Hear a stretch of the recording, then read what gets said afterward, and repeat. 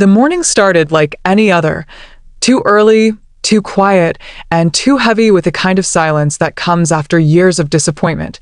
The sky outside my window was a dull gray, the kind of color that never promised sunshine. I sat at my small kitchen table in my tiny apartment in Portland, Oregon, staring at the chipped mug in front of me. The coffee inside had gone cold, but I didn't bother reheating it. My mind was somewhere else entirely, lost in a haze of unpaid bills and job rejection emails. I was 38, single, and exhausted. Life hadn't turned out the way I imagined it would. Growing up, my sister Vivian and I were inseparable. She was the confident one, the achiever, the golden child everyone adored. I was the quiet one, the one who drew in notebooks, the one who stayed home while she went to parties. Our parents, Margaret and Howard, always loved us both, but even as a child, I could tell Vivian was their pride and joy. After college, Vivian went into finance, married a wealthy man, and settled into a luxurious life in Seattle. I, on the other hand, bounced from job to job, graphic design, retail, tutoring, never quite finding stability. We hadn't spoken much in years, not after Dad's funeral. Anyway, that day had changed everything. I was flipping through a stack of mail when my phone buzzed on the counter. The name flashing across the screen made my stomach twist. Vivian and I stared at it for a long moment, debating whether to answer. We hadn't talked in over 2 years, not since she'd accused me of taking the easy way out after I lost my apartment and moved into a friend's basement. Finally, curiosity won. "Hello," I said cautiously. "Lila?" Her voice was sharp, clipped, like she was calling from a board meeting. "It's been a while." "Yeah, it has." She let out a small, polite laugh. "I suppose I shouldn't be surprised. You always did like disappearing." I swallowed the hurt. "What do you want, Vivian?" "Oh, nothing urgent," she said casually. "Just thought I'd check in. I ran into Uncle Harold at the country club yesterday. He mentioned your trust fund. Said it must be nice finally having some security." My grip on the phone tightened. "My what?" "Your trust fund," she repeated slowly, as if I were hard of hearing. "The one Dad left you. $500,000? Or was it more?" "I never asked." "Vivian," I said, frowning. "I don't have a trust fund." There was a brief pause, then a short laugh that didn't sound amused. "Very funny. I'm not joking." Her tone shifted. "Lila, Dad set it up when we were teenagers. Remember? He told us both we'd have one when we turned 25. Mine was released when I got married. Yours, well, I assumed you got yours years ago." My pulse quickened. "I never got anything, Vivian. No letter, no check, no call. Nothing." For the first time, her confidence cracked. "That's impossible. You're saying you never got a single notification?" "Not a thing," I whispered. "Why would I lie about that?" Vivian went silent. I could hear faint clicking in the background, her manicured nails tapping her desk, the way she always did when she was thinking. "Well," she said finally, "maybe you should call Dad's lawyer." "What was his name again?" "Mr. Hawthorne." I blinked, stunned. "He's still practicing?" "I think so. He handled my fund when Dad passed. He might still have the paperwork." There was another pause. Then, quietly, almost suspiciously, Vivian asked, "Lila, are you sure you didn't get it? Or maybe you spent it and forgot?" That stung like a knife. "Wow," I said bitterly. "Nice to know what you think of me. Don't be dramatic. I'm just trying to understand. Goodbye, Vivian." I hung up before she could respond. For hours after, I sat frozen in my kitchen. $500,000. If that were true, how could I not know about it? How could something that big, something that could have changed my life, just disappear? Dad had always been meticulous with his finances.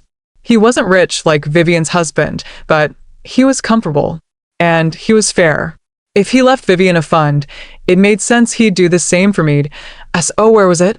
I pulled out an old photo album from my bookshelf and flipped to the picture of Dad and me fishing at Crater Lake. I remembered his smile that day, tired but full of pride. "Always remember, kiddo," he'd said. "I believe in you, no matter what your sister says." That was Dad. Fair. Honest.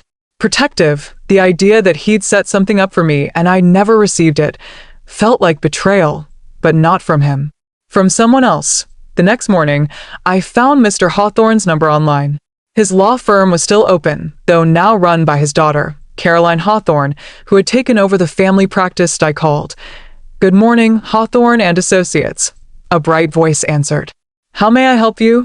"Hi, this is Lila Bennett. My father, Howard Bennett, was a client of Mr. Hawthorne years ago. I was hoping to speak with someone about his estate."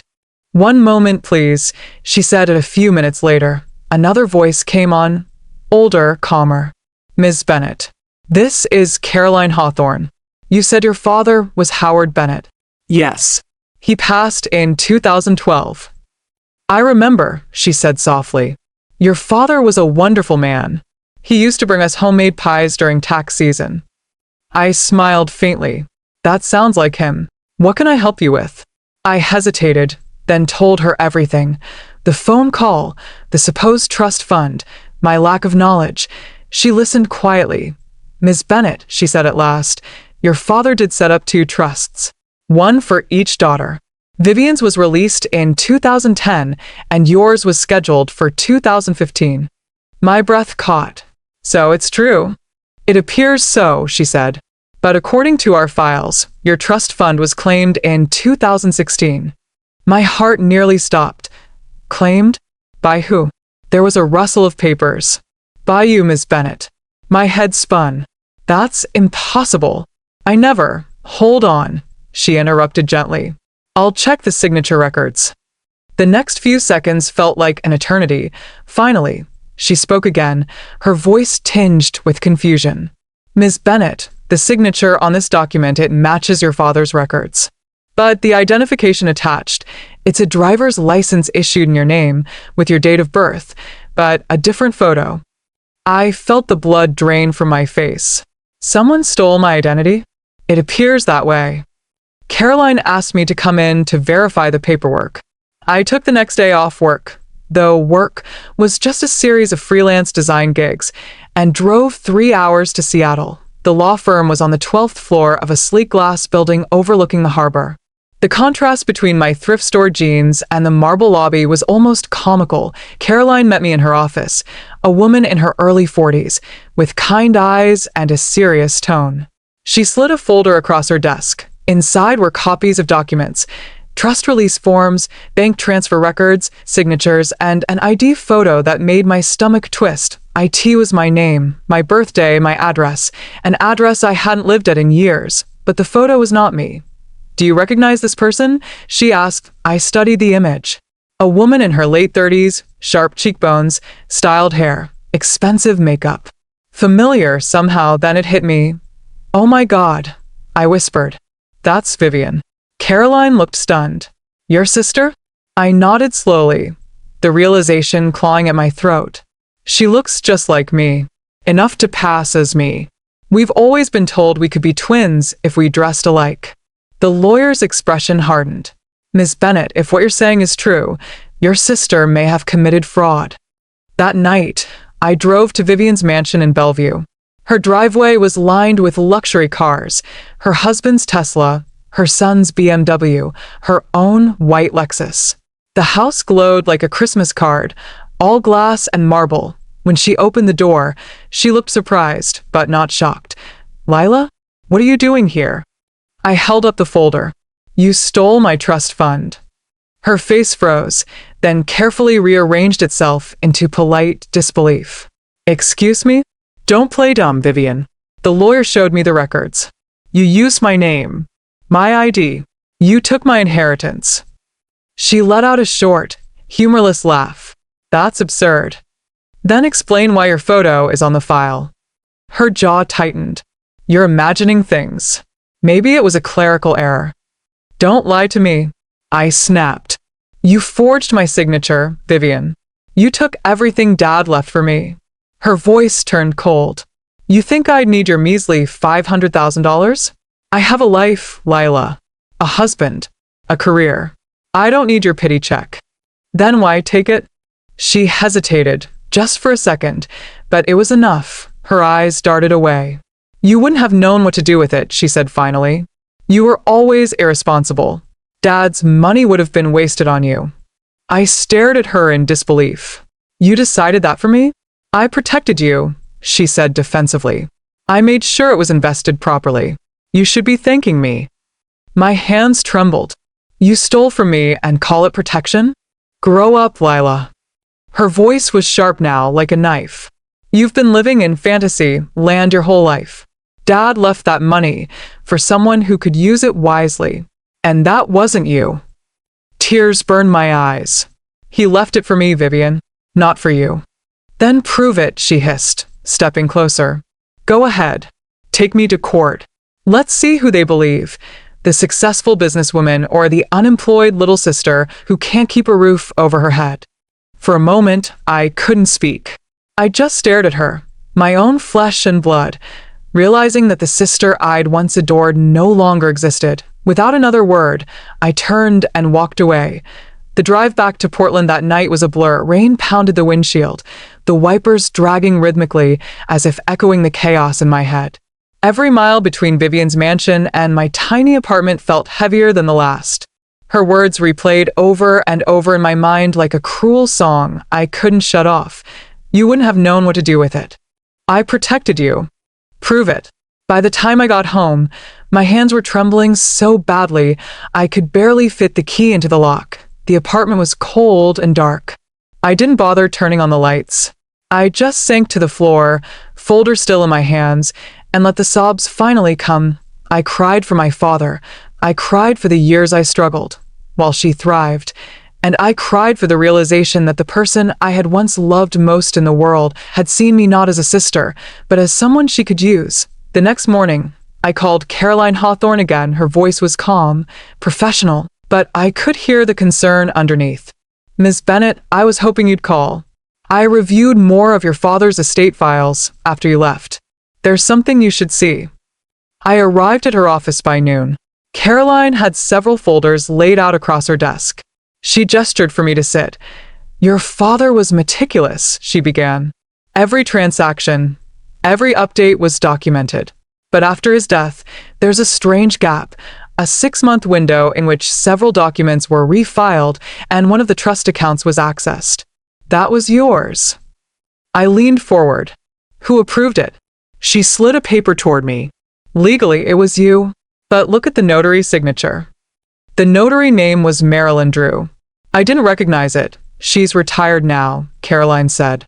But back then, she worked out of a branch office near your sister's husband's company. My heart sank. So, Vivian had someone help her? Possibly. If she impersonated you, she needed a notary willing to verify a false identity. I sat back, running a hand through my hair. What do I do now? Caroline hesitated. You could press charges. Fraud, identity theft, possibly embezzlement. But family cases like this get messy. If you want, I can refer you to an investigator I trust. Someone discreet. Her tone softened. Lila, I know this is painful, but the truth deserves daylight. The investigator's name was Daniel Keaton. He was a former private detective who now specialized in financial fraud. Tall, in his early 50s, with graying hair and a voice like gravel, he met me at a small coffee shop downtown near the Sister, he said after shaking my hand, sitting down.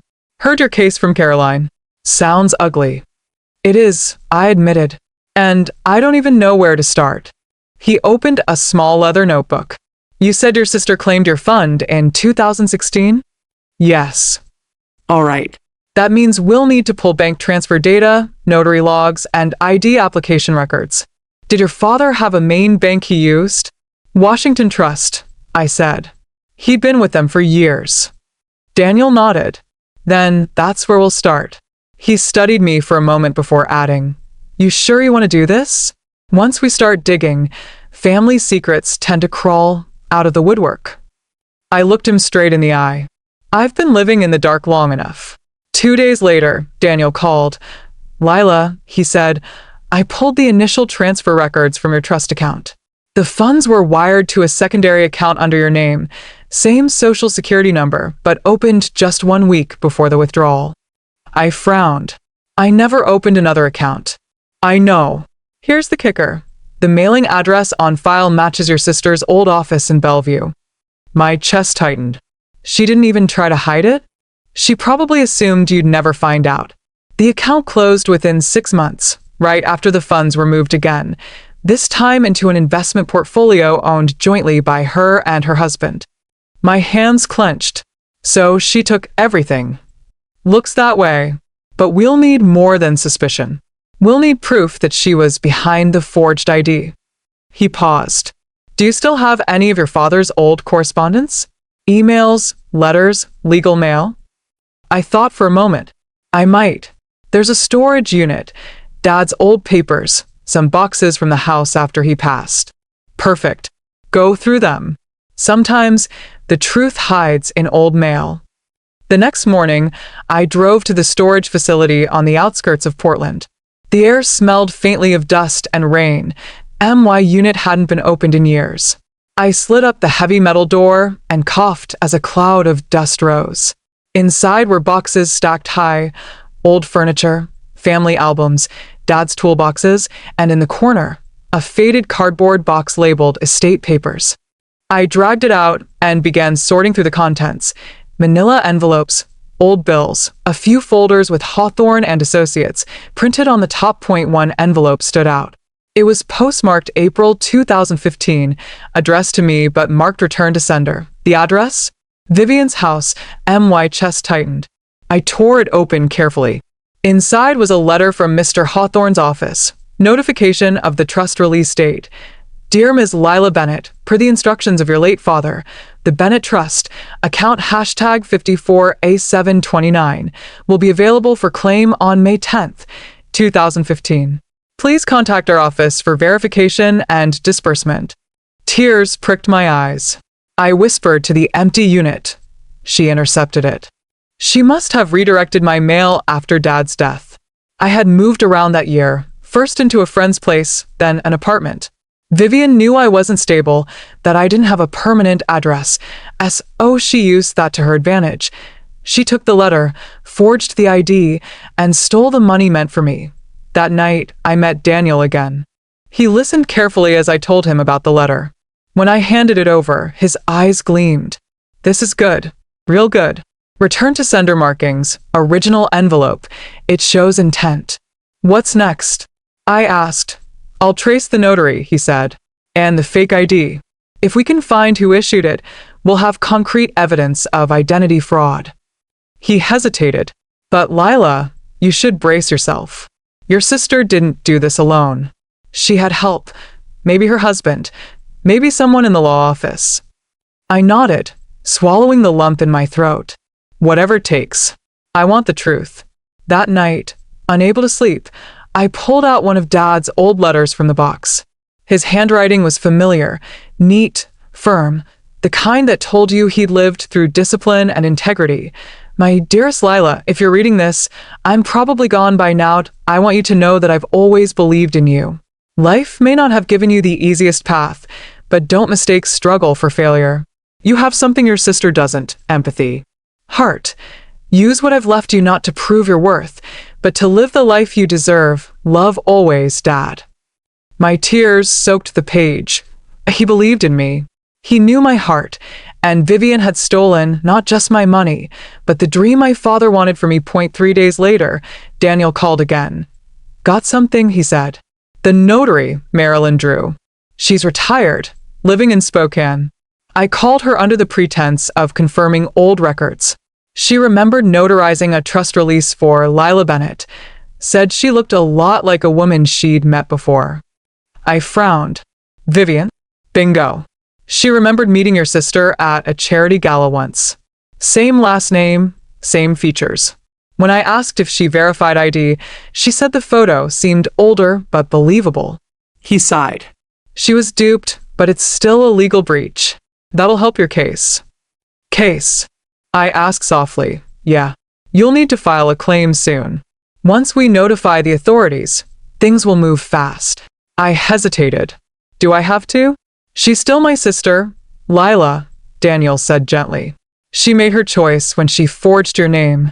The following week felt surreal. Vivian didn't call, didn't text, didn't even pretend to care. I started receiving strange messages from unknown numbers, silent calls, voicemails with breathing, one short text that simply read, "Stop digging." I showed it to Daniel. He frowned. "She's panicking." Then, out of nowhere, Vivian appeared at my apartment one evening. Did I open the door to find her standing there, immaculate as ever, pearl earrings, tailored coat, every inch the polished woman she pretended to be. "Can I come in?" she asked stiffly. Did I hesitated, then stepped aside. She looked around with a faint wrinkle of disgust, as if my apartment offended her. "Nice place," she said dryly. "Why are you here, Vivian?" I asked, crossing my arms. She sighed dramatically. "Look, Lila, I know you're upset, but let's not make this ugly. We're family." I laughed bitterly. "Family? You stole from me." "I borrowed," she corrected. "Dad's money wasn't meant to be wasted on rent and coffee shops. I invested it. It's grown. You can have some if it'll make you happy." "Some?" I repeated in disbelief. "Half," she said after a pause. $250. Clean, legal transfer. No questions asked. "Ist det her, stunt?" "You're trying to buy my silence. Call it a peace offering." I took a deep breath. "No, Vivian. I'm done being your shadow." She narrowed her eyes. "Be careful, Lila. You don't know the kind of people my husband works with. You start a war and you'll lose." I stepped closer, my voice steady. "Then I guess I have nothing left to lose." She stared at me for a long moment, then smiled faintly, like she knew something I didn't. "Fine," she said quietly. "But don't say I didn't warn you." Then she turned and walked away. After she left, I couldn't shake the unease. Her threat wasn't empty. I could feel it, but fear wasn't going to silence me anymore. That night, I called Daniel. "File it," I said simply. "Whatever it takes." He didn't try to talk me out of it. "All right. We'll go through the DA's office first thing tomorrow." As I hung up, I glanced at Dad's photo on my shelf. "I'm doing this for you," I whispered. "For the truth." Outside, thunder rolled across the Portland sky, the first drops of a storm that felt inevitable. The next morning, I woke up before sunrise. The city outside my apartment was still wrapped in mist, soft light bleeding through the curtains. I sat at my kitchen table, nursing a mug of coffee that tasted more like nerves than caffeine. Today was the day Daniel would file the fraud claim. Today, my sister's perfect world would start to crack. But as I sat there staring into the coffee's surface, a part of me still hesitated. This wasn't a stranger I was fighting. It was Vivian, MY's sister, MY first best friend. And yet, the moment I pictured my father's handwriting, the letter he'd written to me, his words about belief and trust, any hesitation burned away. She'd crossed a line that could never be undone. Daniel met me at the downtown courthouse. He looked tired but focused, a stack of folders tucked under his arm. "Morning," he greeted as I approached. "You ready for this?" I nodded, even though my stomach twisted. "Let's do it." He led me through the heavy glass doors and into the clerk's office, where the air smelled faintly of paper and anxiety. As Daniel handed over the documents, I couldn't help but glance at the seals stamped across the top. State of Washington versus Vivian Bennett Taylor. Seeing her name like that sent a shiver through me. IT made everything real. When we were done, Daniel turned to me. "That's it. The ball's rolling.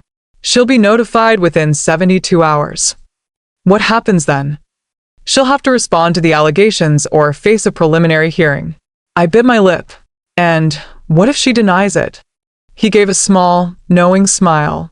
"Then we prove she's lying." That evening, I came home to find a small envelope wedged under my door. An O return address, an O name, just my own, written in neat cursive. MY first thought was Vivian, but I tore it open cautiously.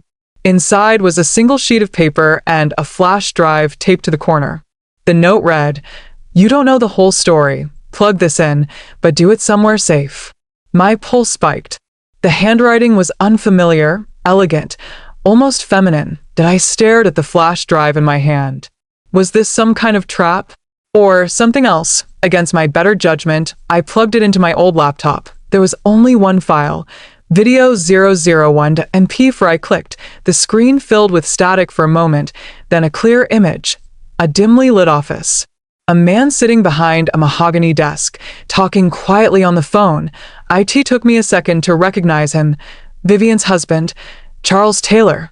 He looked tense, whispering into the phone, and I turned up the volume. Yes, I transferred it already, half to the Cayman account, half to the fund under her name.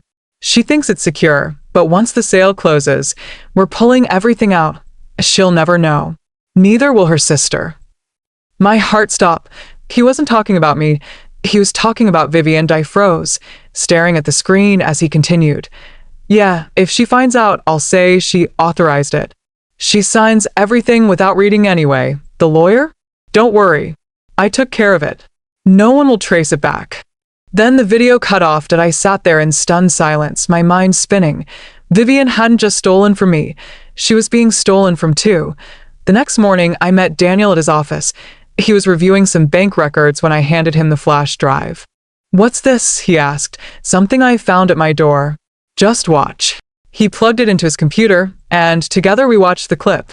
By the end, Daniel leaned back in his chair, whistling softly. Well, I'll be damned, he muttered. That's your brother-in-law, all right. And he's not just stealing from you, he's laundering money under Vivian's name.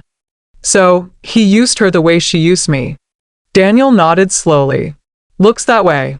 This changes everything. He typed a few quick notes on his keyboard. If we can verify this, we can add wire fraud and money laundering to the report. But whoever sent this video, how'd they get it? I don't know, I admitted. No name, no return address. Daniel frowned. We'll trace the metadata. Maybe it'll tell us where it came from. Then he looked up at me. Lila, I think her sister's been playing with fire, and she doesn't even realize she's about to get burned. 2 days later, Daniel called again. He sounded almost excited. Lila, you sitting down? Should I be worried? He chuckled. Depends on how you define worried. Remember that secondary account where your trust fund disappeared?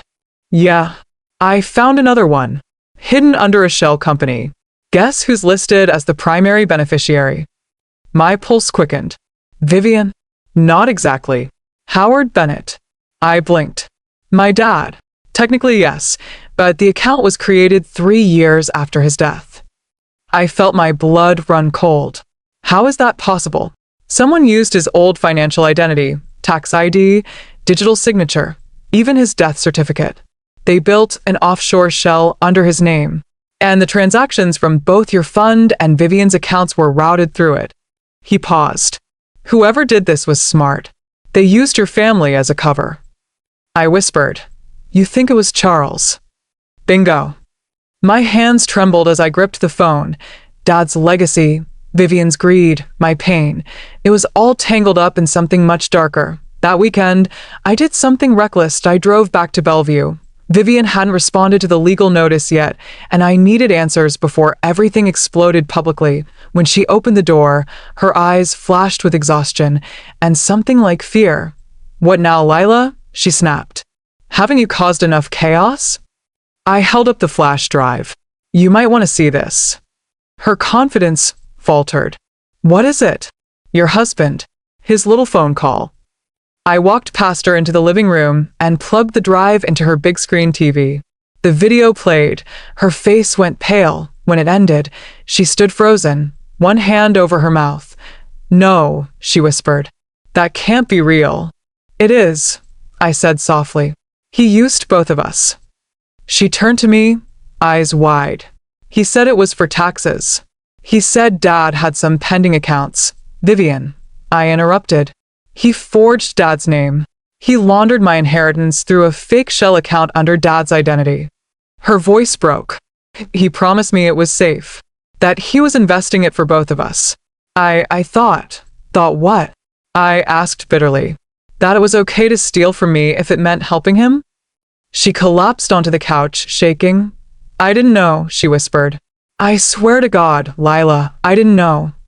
I wanted to believe her, but after everything she'd done, belief didn't come easily. For the first time in years, Vivian looked human, Not the perfect woman in pearls and tailored suits, but a frightened sister stripped of her illusions. She wiped her eyes. I messed up. I was so busy trying to keep up appearances. Charles handled everything. He said you'd already gotten your share, that I could manage the rest. I sat beside her quietly. He played us both. I can fix it, she said suddenly. I'll talk to him. Vivian, I warned, don't. He's dangerous. She shook her head. He won't hurt me. But the way her voice trembled told me even she didn't believe that. The next night, I got a call from Daniel again, urgent. Lila, listen carefully. Charles just wired another $300,000 out of Vivian's joint account. The same one your trust money went through. I froze. He's running. Exactly. And once that money's gone, there's no way to recover it. I thought of Vivian, sitting in that mansion, unaware she was about to lose everything, and despite everything she'd done to me, I couldn't let her fall into the same trap. Daniel, I said, get the authorities involved. Tonight. He didn't hesitate. On it. It was nearly midnight when I arrived at Vivian's house again. The front door was slightly open. Vivian? I called. No answer. I stepped inside. The lights were off, but I could hear faint voices from upstairs. I crept up the staircase, heart pounding, and found the door to her bedroom cracked open. Inside, Charles stood by the dresser, shoving papers into a briefcase. Vivian stood near the bed, trembling. Charles, stop, she cried. You said we'd handle this together. He spun on her, furious. You're not handling anything. You're the liability. He grabbed her wrist, yanking her close. You think your sister won't drag you down with her? She's already filed a case. Vivian gasped. How do you know? I have friends everywhere, he sneered. Now give me the login codes or I swear. Let her go, I said from the doorway. They both froze. Lila? Vivian whispered, tears streaking her face. Charles glared at me. You shouldn't be here. Neither should you, I said, stepping closer. The police are on their way. For the first time, his arrogance faltered. You're bluffing. Try me, I said coldly. They traced your wire transfers. The offshore account. Everything. He looked between us, then bolted for the balcony door. But before he could run, headlights flashed outside, followed by sirens. Daniel's voice echoed from the front yard. Charles Taylor, step away from the house. It was over. Hours later, after the police took Charles away, the house was silent again. Vivian sat at the dining table, her head in her hands. I poured her a glass of water and slid it across the table. She looked up, her eyes red. I'm sorry, she whispered. For everything. I know, I said quietly. She shook her head. You don't. I ruined your life. And for what? So I could live like someone I'm not. I sighed. We both got hurt by the same man, Vivian. The difference is you trusted him. I didn't.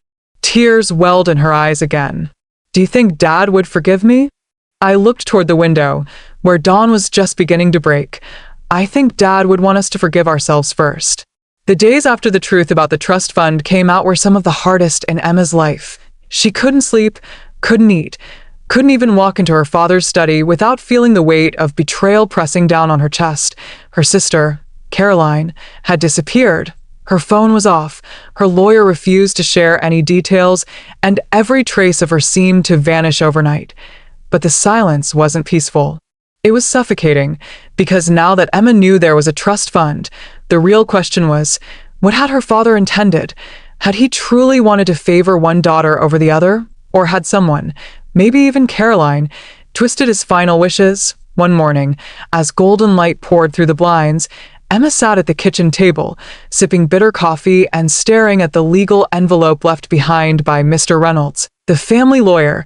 She hadn't had the courage to open it until now. Her hand trembled as she slid her finger beneath the flap and pulled out the old parchment paper. It smelled faintly of cedar and ink. Her father's handwriting filled the page, elegant, careful, and heartbreakingly familiar. To my daughters, Caroline and Emma, if you are reading this, I am no longer among you. But I want you to remember that what I built in this life was never meant to divide you. It was meant to protect you, both of you. The money is not the gift. The lesson is, Caroline, you always wanted control. Emma, you always wanted peace. Perhaps one of you will finally understand what true wealth means. Find the blue envelope I hid inside the oak chest in my study. It contains the real trust instructions. Emma froze. The oak chest. She had walked past it 100 times, never knowing that her father's final truth was locked inside it. Her fingers shook as she turned the brass key that still hung from a hook on the bookshelf.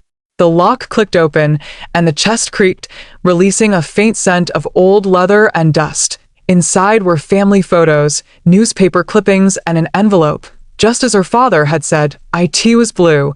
Her heartbeat quickened as she tore it open. Inside was another letter, along with a notarized legal form. The trust fund will be split equally between both daughters, $500,000 each, under one condition. Both must sign the acknowledgement of reconciliation before funds are released. If one refuses to reconcile, the other inherits everything. Emma's breath caught in her throat. Her father hadn't wanted money to destroy them. He'd wanted forgiveness to be the true inheritance. That afternoon, Emma called Mr. Reynolds. He confirmed it. The hidden will was legitimate, witnessed and sealed by the state. The funds are frozen, he explained gently, until both you and your sister sign that reconciliation document. Your father was a wise man. He wanted you to choose love over resentment.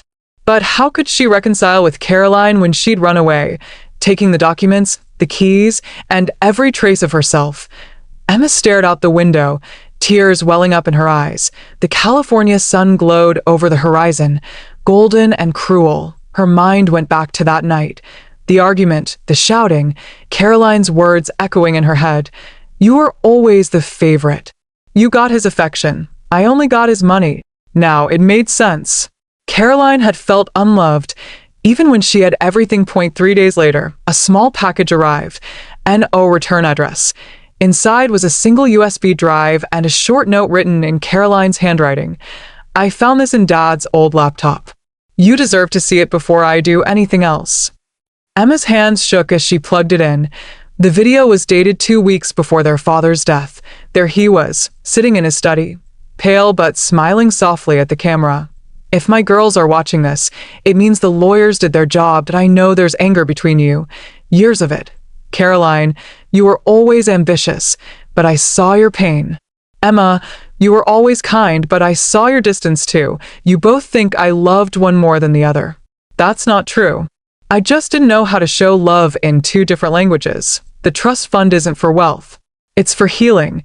The one who chooses forgiveness first is the one who truly inherits me. Emma covered her mouth, sobbing quietly. Her father's eyes seemed to look right through the screen, straight into her soul. That night, Emma packed a small suitcase and got into her car. She didn't know where Caroline was, but she knew where she might go. Their childhood cabin by Lake Tahoe. It was where they'd spent every summer before life. Money and resentment tore them apart. The drive was long, winding, and filled with memories.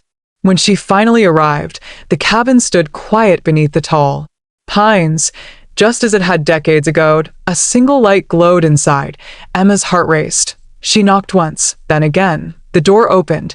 Caroline stood there, her eyes swollen from crying, her usually immaculate hair tied messily back. Neither of them spoke. For the first time in years, silence wasn't an enemy. It was a bridge. Caroline broke first. I didn't know he'd left something for you too, she whispered. I just thought he never forgave me for leaving home. Emma stepped forward, her eyes soft. He forgave us both, Caroline. He just wanted us to find each other again. Caroline's lips trembled. I saw the video. I couldn't stop crying. I don't even care about the money anymore. I just want us to be sisters again. Emma nodded, tears streaming down her cheeks. Then let's do what he wanted. Let's reconcile for him. Caroline hesitated, then threw her arms around Emma. It was an embrace that carried 15 years of silence, resentment, and buried love. Back in the lawyer's office, the sisters sat side by side as Mr. Reynolds placed the final document in front of them. The words were simple: acknowledgement of reconciliation between heirs. Emma signed first. Caroline followed. When the pen left the paper, A strange peace filled the room, like their father's presence lingered. Finally satisfied, Mr. Reynolds smiled. Your father would be proud. You've both inherited far more than money today. The funds would come later, but at that moment, neither sister cared, because they had found something priceless, each other. The morning after the reconciliation, everything felt lighter for the first time in years. Emma and Caroline sat across from each other at the breakfast table. No lawyers, no bitterness, no silence sharp enough to cut through the air.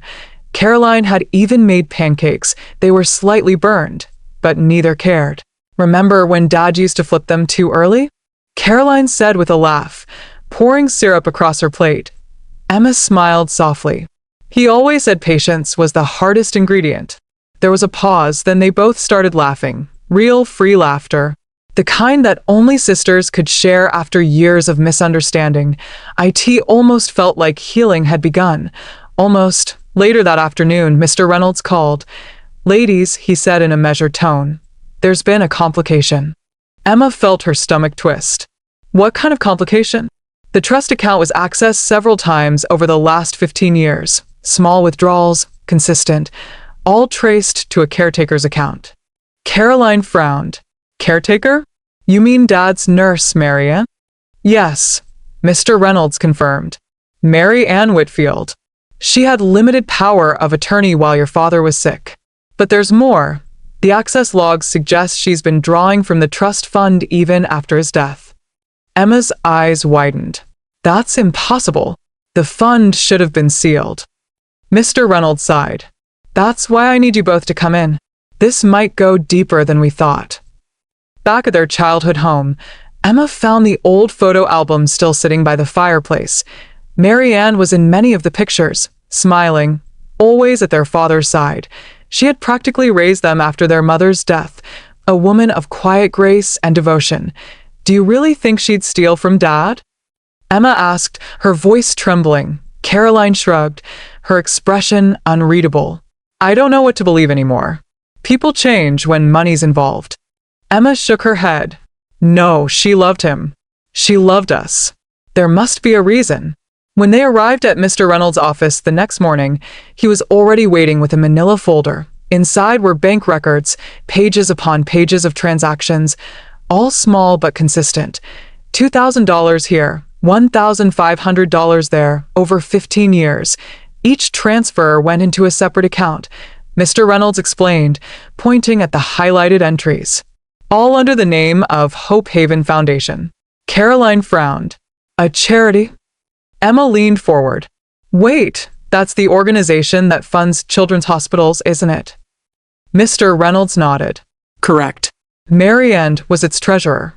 It seems she redirected the money, not for herself, but for medical bills and children's care programs.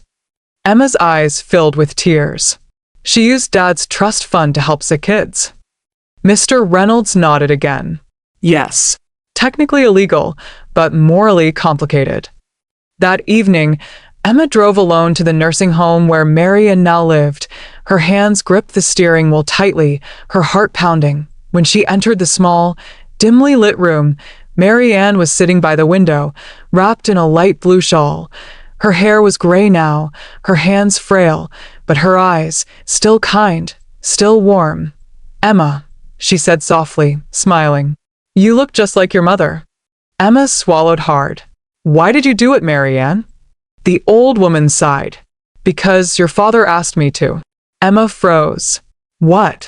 Mary Ann turned to her, tears glimmering. Before he died, he told me he didn't trust Caroline to handle that much money wisely. Not yet. And he knew you would never ask for it. So he told me to use it where it would do good. He said, if my daughters can't use this money to heal themselves, maybe it can heal someone else. Emma's eyes blurred with tears. So all those years, you were protecting his wish? Mary Ann nodded weakly. Until I ran out of strength. I thought one day, when you both were ready, I'd tell you everything. But time ran faster than I expected. Mary Ann reached into a small wooden drawer and pulled out an envelope, yellowed with age. To my dear friend Mary Ann. The note read, You are my last line of love and reason. If my daughters ever lose sight of what matters, I trust you to remind them. Not with lectures, but with kindness. Use the trust fund as a mirror. Let it reflect what love looks like in its purest form. If they find their way back to each other, they'll find their inheritance too. Samuel Anderson. Emma pressed the paper to her chest, sobbing quietly. When Emma told Caroline the truth, her sister went silent for a long time. Then she whispered, "He never stopped trying to teach us, did he?" Emma shook her head. "No." Even after death. Caroline leaned back, tears sliding down her cheeks. "And I spent years hating you, while Marianne was out there using our inheritance to save lives." Emma reached across the table, taking her sister's hand. "We can still make it right, Caroline. We can honor him together." The next week, the sisters met with Mr. Reynolds again. They requested that the remainder of the trust fund, along with their own shares, be officially transferred to Hope Haven Foundation in memory of their father. When the paperwork was signed, both felt a peace neither had known before. Money no longer divided them. It had finally united them in purpose and love. Months later, the foundation unveiled a new wing at a children's hospital. A silver plaque at the entrance read, "The Samuel Anderson Wing, built with love, forgiveness, and the legacy of two daughters who found their way home." Caroline and Emma stood side by side, watching the children play in the new ward for the first time in their lives. The sisters didn't feel rich or poor. They simply felt whole. Sometimes, the people we think betrayed us were actually protecting us all along. True love isn't about keeping wealth. It's about passing on goodness. The unveiling of the Samuel Anderson Wing brought a kind of peace that neither Emma nor Caroline had ever imagined. For weeks, their lives seemed to settle into a quiet rhythm. Brunches together on Sundays, long phone calls, shared laughter that felt almost like the old days. But peace, as Emma would soon learn, is often just the calm before the next storm. Because the past, especially in the Anderson family, never stayed. Buried for Long Point one crisp autumn afternoon, Emma returned to their late father's estate to pack away the remaining boxes before it was sold. She moved slowly through the house, her footsteps echoing in the emptiness. Every creak of the floorboards whispered memories, bedtime stories, laughter, the clink of her father's teacup in the study. When she reached the attic, a faint draft stirred the air. Dust floated in the light streaming from the small window. In the far corner, beneath an old quilt, sat a wooden chest she didn't recognize. Carved initials on its surface read hesitant-faced. plus L.A. Her father's name was Samuel Anderson, but the L? Who was L? Her mother's name had been Margaret. Emma's hands trembled as she lifted the lid. Inside were a stack of notebooks bound in leather, their edges yellowed with age. The top one had a tag that read, "Private Journal, 1983 to 1992. That was before Emma was born. She flipped open the first few pages, her heart pounding. March 4th, 1985. "Elle came by again today. She said she can't keep living a lie. But how do I tell Margaret? How do I tell the girls?" Emma froze, her breath caught. L. The same L carved on the chest. She turned the page. April 2nd, 1986. "L is leaving the country. She said the child deserves a better life. I told her I'd keep my promise, no matter what. The secret dies with me." Emma's vision blurred. She could barely breathe. A child. Was her father talking about another daughter? Her fingers shook as she called Caroline. "Caroline, you need to come here. Now." Within an hour, her sister arrived, her face full of concern. "What happened?" she asked, breathless. Emma handed her the journal silently. Caroline read the entries, her expression shifting from confusion to disbelief. When she looked up, her voice cracked. You think he had another child?" Emma nodded slowly. "It sounds like it." Caroline's eyes widened. "Then that means we might have a sister. Someone we never knew." The weight of that possibility filled the room. They spent the next hour searching through the chest, flipping through every notebook and letter until a small sealed envelope fell out from between the pages. It was addressed simply to my daughters, all of them. Emma hesitated, then opened it carefully. "If you are reading this, then the truth has found its way to you. I once made a promise. One I kept out of love and fear. Before I met your mother, I loved a woman named Lillian. We were young, foolish, and the world was not kind to us. When she became pregnant, her family forced her to leave the country. I searched for her for years, but by the time I found her, she had passed away, leaving behind a baby girl named Grace. I brought Grace home when she was only 3 years old. But Margaret, she couldn't bear it. She was ill, and the betrayal broke her heart. So I made the hardest choice of my life. I placed Grace in foster care, under another name, to protect everyone, that I have kept this secret ever since. But if my daughters, Caroline, Emma, and Grace, ever find one another, perhaps my mistakes can finally heal. Samuel Anderson. Caroline dropped the letter, her eyes wide. Grace? He had a third daughter? Emma sank into a chair, her heart pounding. We have another sister. For days they searched. Emma combed through online databases, public records, anything with the name Grace Anderson. But there were hundreds. Then, one evening, Caroline's phone buzzed with a call from Mr. Reynolds. Girls, he said, his voice strangely calm. You should come to my office immediately. There's someone here who needs to speak with you. They exchanged confused glances, grabbed their coats, and drove downtown in silence. When they walked into the law firm, a young woman stood in the lobby, mid-30s, dark hair, calm brown eyes that looked strangely familiar. She turned as they entered. Emma? Caroline, she said softly. They froze. How do you know our names? Caroline demanded. The woman smiled sadly. Because Samuel Anderson was my father, too. She introduced herself as Grace Parker, explaining that she had grown up in the foster system until she was 8, when she was adopted by a family who kept her biological papers sealed. It wasn't until recently, after her adoptive parents passed away, that she'd found a letter from a social worker mentioning her birth father's name, Samuel Anderson. I didn't believe it at first, Grace said quietly. But when I searched his name and found the foundation you both started, something inside me told me to reach out. Emma could barely find her voice.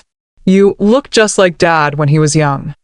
Caroline stepped closer, eyes glistening. He wrote about you. He wanted us to find you. Grace's lips trembled. I thought I'd lost my family forever. As they talked, another truth surfaced, one that deepened the ache. Grace revealed that she had written to Samuel when she was 18, trying to find him, but the letter had come back marked deceased. I thought he didn't want me, she whispered. Emma shook her head, tears streaming down her cheeks. He died before he could tell us. But he did want you, Grace. He just didn't know how to fix what was broken. Caroline added softly, neither did we. Until now. The three sisters sat together that evening in the old study, surrounded by memories and ghosts. They laughed through tears, sharing childhood stories, comparing similarities, realizing how much of their father lived in each of them. Emma's calmness, Caroline's drive, Grace's quiet compassion. It was as if the missing piece of their family had finally fallen into place, and for the first time, the Anderson family felt complete. Family isn't always what we're born into. Sometimes it's what we find after the truth sets us free. Love may be buried by time, but it always finds a way back home. Emma hesitated, then opened it carefully. If you are reading this, then the truth has found its way to you. I once made a promise, one I kept out of love and fear. Before I met your mother, I loved a woman named Lillian. We were young, foolish, and the world was not kind to us. When she became pregnant, her family forced her to leave the country. I searched for her for years, but by the time I found her, she had passed away, leaving behind a baby girl named Grace. I brought Grace home when she was only 3 years old. But Margaret, she couldn't bear it. She was ill, and the betrayal broke her heart. So I made the hardest choice of my life. I placed Grace in foster care, under another name, to protect everyone, that I have kept this secret ever since. But if my daughters, Caroline, Emma, and Grace, ever find one another, perhaps my mistakes can finally heal. Samuel Anderson. Caroline dropped the letter, her eyes wide. Grace? He had a third daughter? Emma sank into a chair, her heart pounding. We have another sister. For days they searched. Emma combed through online databases, public records, anything with the name Grace Anderson. But there were hundreds. Then, one evening, Caroline's phone buzzed with a call from Mr. Reynolds. "Girls," he said, his voice strangely calm, "you should come to my office immediately. There's someone here who needs to speak with you." They exchanged confused glances, grabbed their coats, and drove downtown in silence. When they walked into the law firm, a young woman stood in the lobby, mid-30s, dark hair, calm brown eyes that looked strangely familiar. She turned as they entered. "Emma? Caroline," she said softly. They froze. "How do you know our names?" Caroline demanded. The woman smiled sadly. "Because Samuel Anderson was my father, too." She introduced herself as Grace Parker, explaining that she had grown up in the foster system until she was 8, when she was adopted by a family who kept her biological papers sealed. It wasn't until recently, after her adoptive parents passed away, that she'd found a letter from a social worker mentioning her birth father's name, Samuel Anderson. "I didn't believe it at first," Grace said quietly. "But when I searched his name and found the foundation you both started, something inside me told me to reach out." Emma could barely find her voice. "You look just like Dad when he was young." Caroline stepped closer, eyes glistening. "He wrote about you. He wanted us to find you." Grace's lips trembled. "I thought I'd lost my family forever." As they talked, another truth surfaced, one that deepened the ache. Grace revealed that she had written to Samuel when she was 18, trying to find him, but the letter had come back marked deceased. "I thought he didn't want me," she whispered. Emma shook her head, tears streaming down her cheeks. "He died before he could tell us. But he did want you, Grace. He just didn't know how to fix what was broken." Caroline added softly, "Neither did we. Until now." The three sisters sat together that evening in the old study, surrounded by memories and ghosts.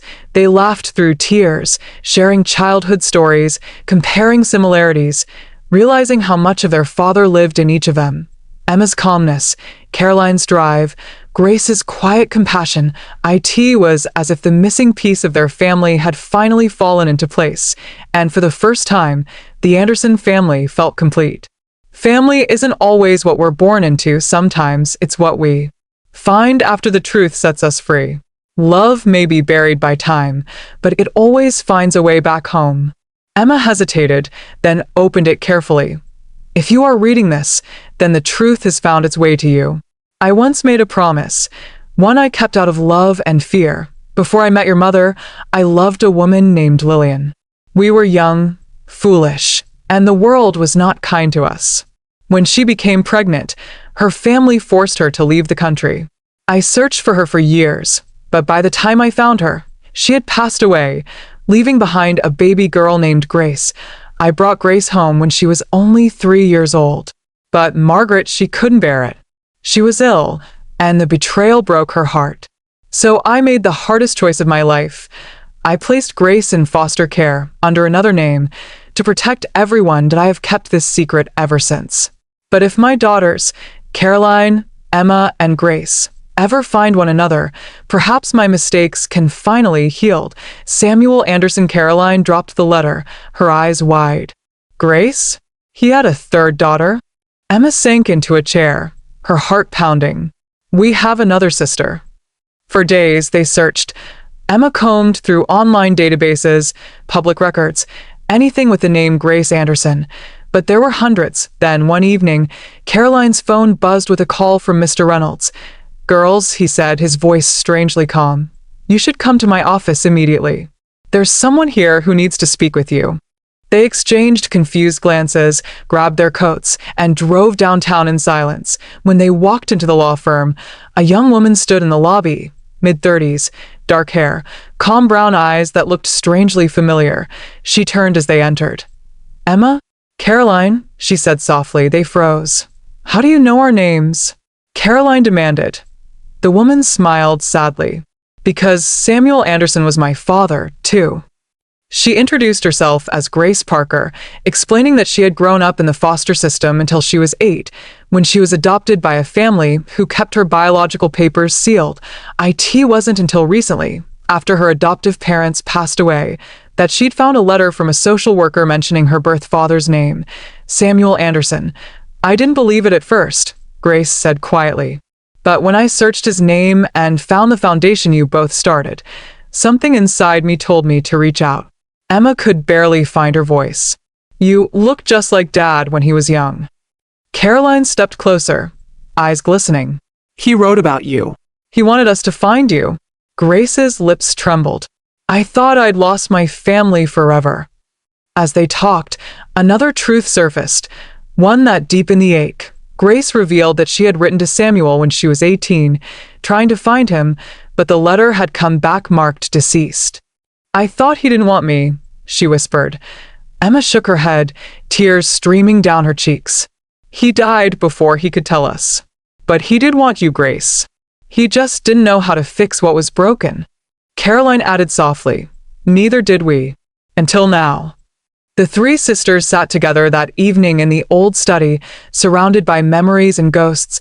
They laughed through tears, sharing childhood stories, comparing similarities, realizing how much of their father lived in each of them. Emma's calmness, Caroline's drive, Grace's quiet compassion. It was as if the missing piece of their family had finally fallen into place, and for the first time, the Anderson family felt complete. Family isn't always what we're born into, sometimes it's what we find after the truth sets us free. Love may be buried by time, but it always finds a way back home.